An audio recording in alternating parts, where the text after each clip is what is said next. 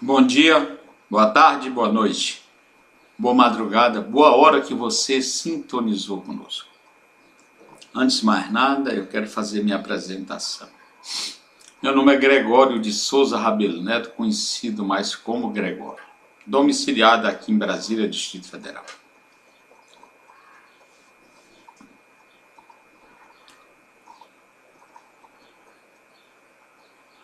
Sou advogado com pós-graduação em Direito Eleitoral e em Direito dos Contratos. Milito no Distrito Federal e em torno. Gente, eu tive pensando muito sobre o quadro político brasileiro, o que falam, o que dizem, o que fazem. Eu tenho uma experiência de convivência no Congresso Nacional de aproximadamente 35 anos, uma vivência. Representei muitos ministérios lá no Congresso Nacional e tive a oportunidade, graças a Deus, de conhecer a política brasileira como poucos, suas ligas, seus movimentos, na realidade como funciona.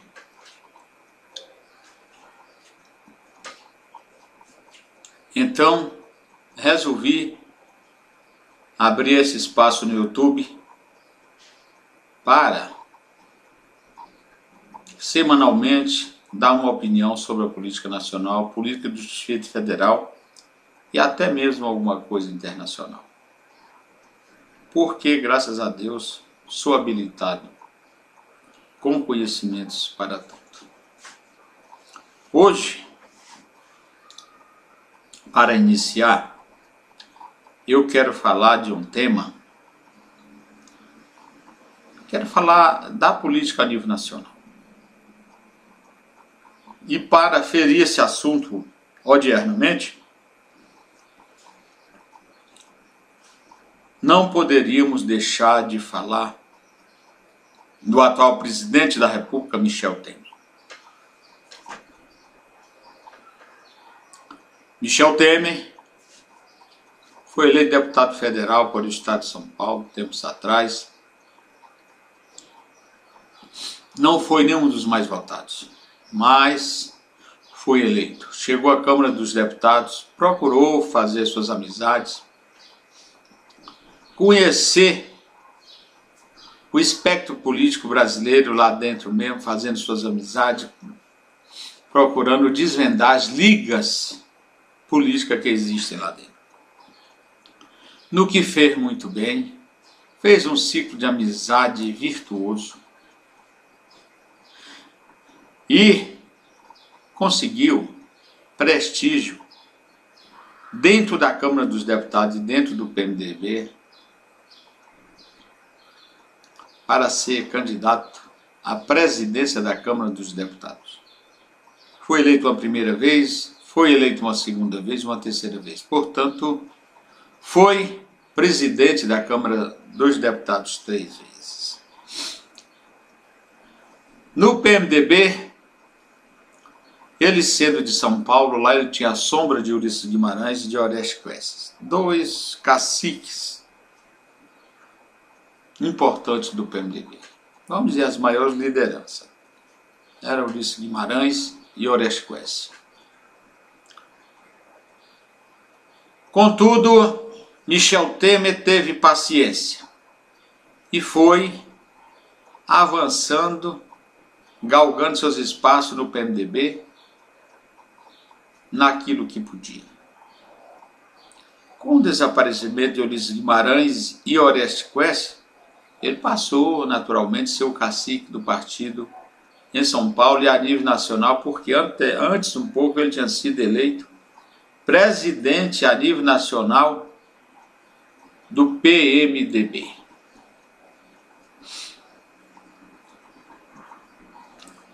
Aí, passado esse tempo todo, tivemos o governo Lula, e Lula querendo eleger sua sucessora,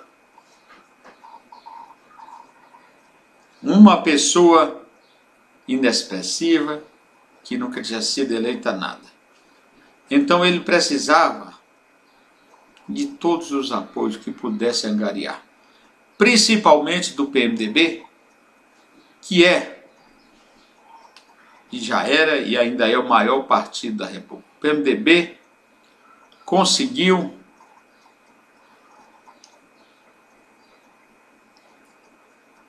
ter em todo o território nacional sua presença. Em todos os municípios temos diretório do PMDB, em todos os 5.000 e tantos municípios do Brasil. Todos têm um diretório do PMDB. Se capilarizou o PMDB em todo o Brasil.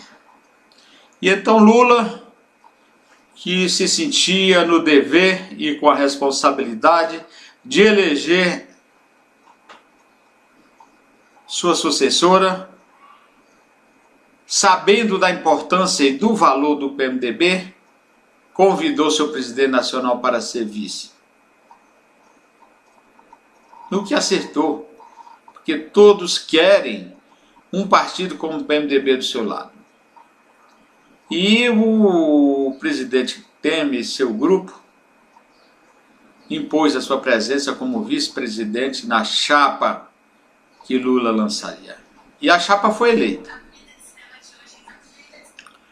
A chapa foi eleita. A chapa foi eleita, foi reeleita.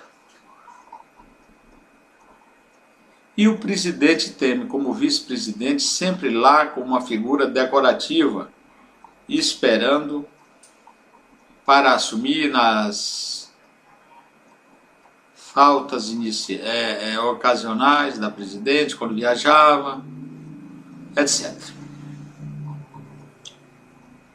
Contudo, aconteceu o impeachment da presidência, da presidente. Com o impeachment, Michel Temer assumiu a presidência da República. Assumiu e foi ousado, é ousado. Já fez propostas de reformas necessárias para o Estado brasileiro, tendo como principal a reforma da Previdência, que se não fizermos iminentemente, teremos problema com os aposentados brasileiros.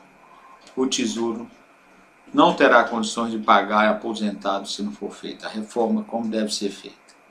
Então essa reforma não é nem do presidente, essa reforma é do Brasil. Os parlamentares, deputados e senadores têm que atentar para isso. Tem que tirar o olho dos cargos do governo e votar pelo Brasil, porque foi para isso que eles foram eleitos. Foi para votar pelo Brasil, não por governo. Aí então aconteceu o advento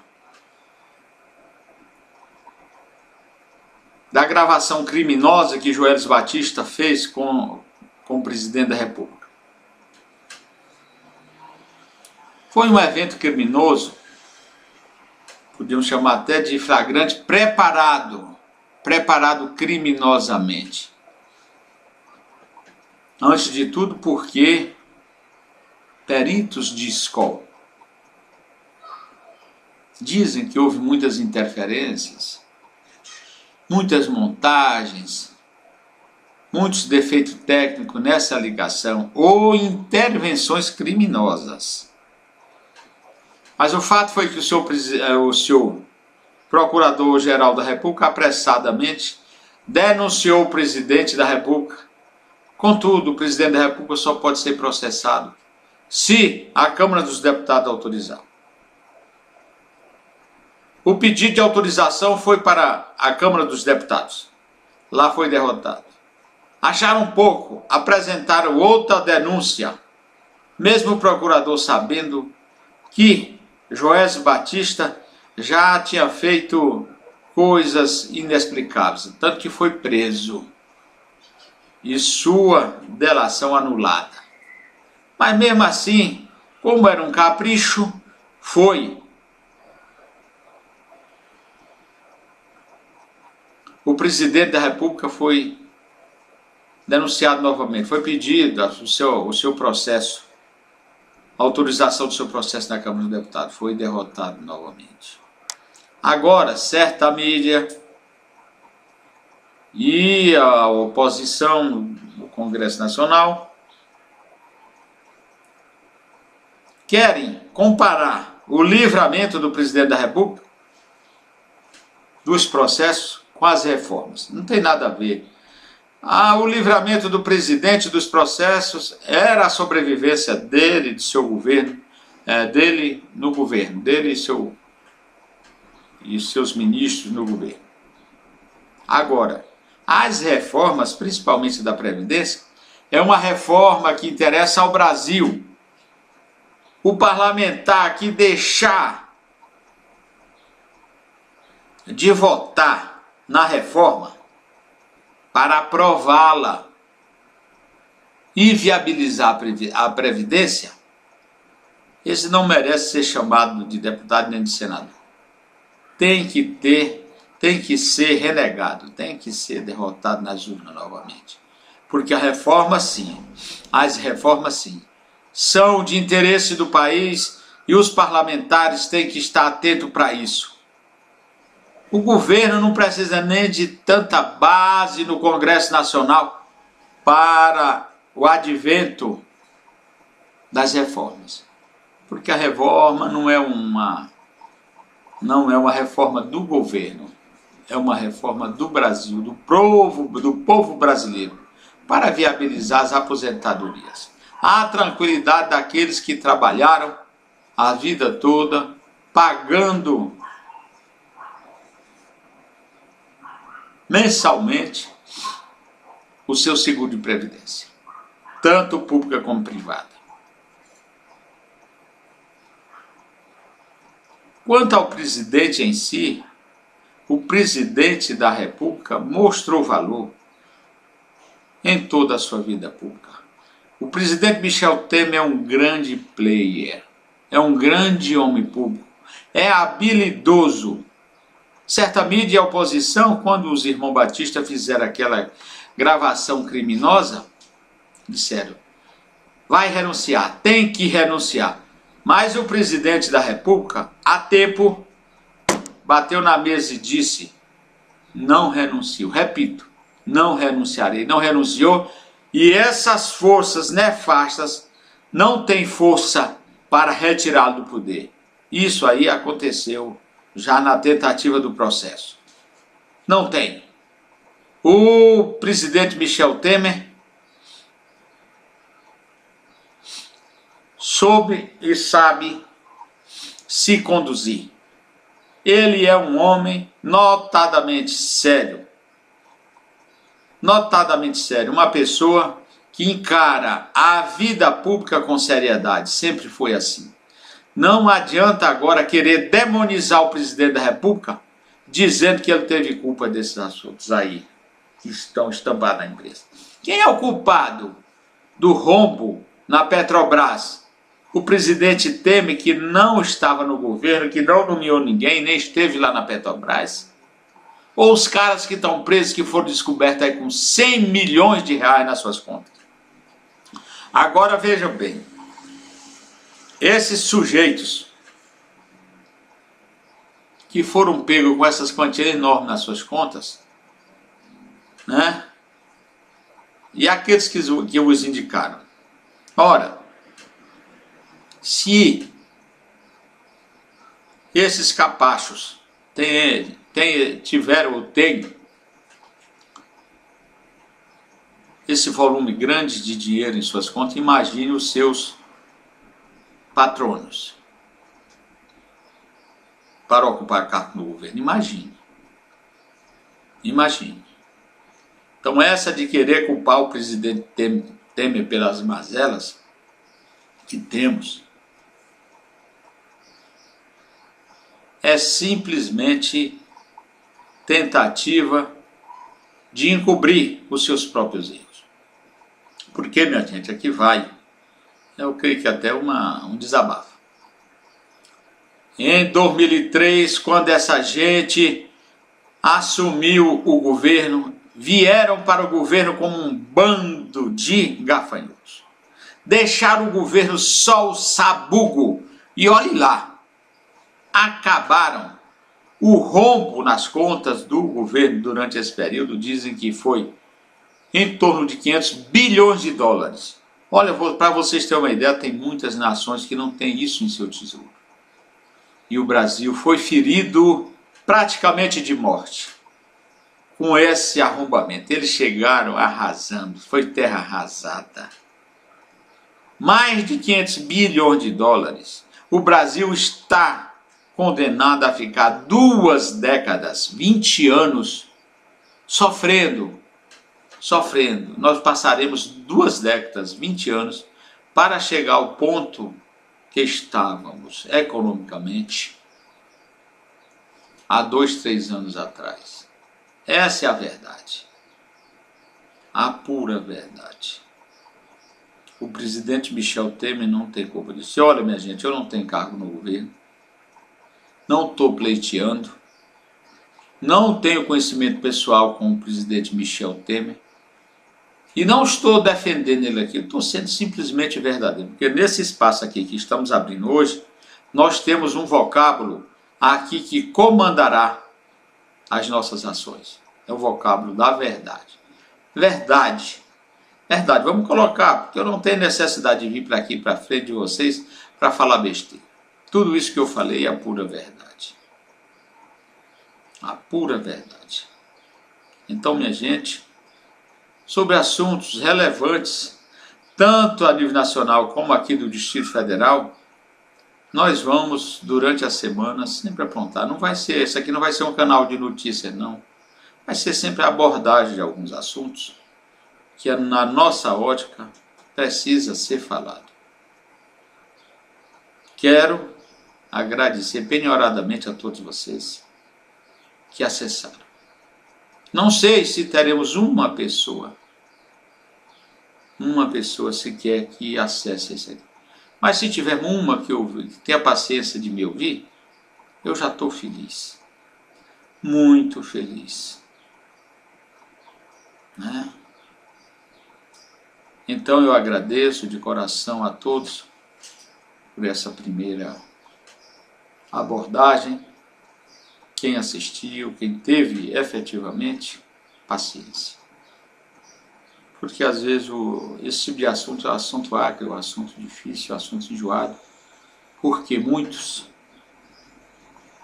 a mídia toda massacra isso o dia todo. Já temos canais aqui praticamente especializados em Lava Jato. Canais especializados em denunciar, em torcer, em dar gritinhos de riso a algumas jornalistas que, quando verem outros serem ferrados, ficam dando assim como se fosse, né, uma êxtase, né, dando gritinhos de prazer de ver as pessoas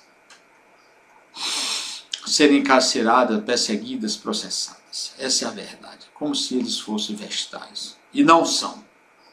Verdadeiramente não são. Essa mídia que tanto espetaculiza as coisas é uma mídia capitalista, meus amigos.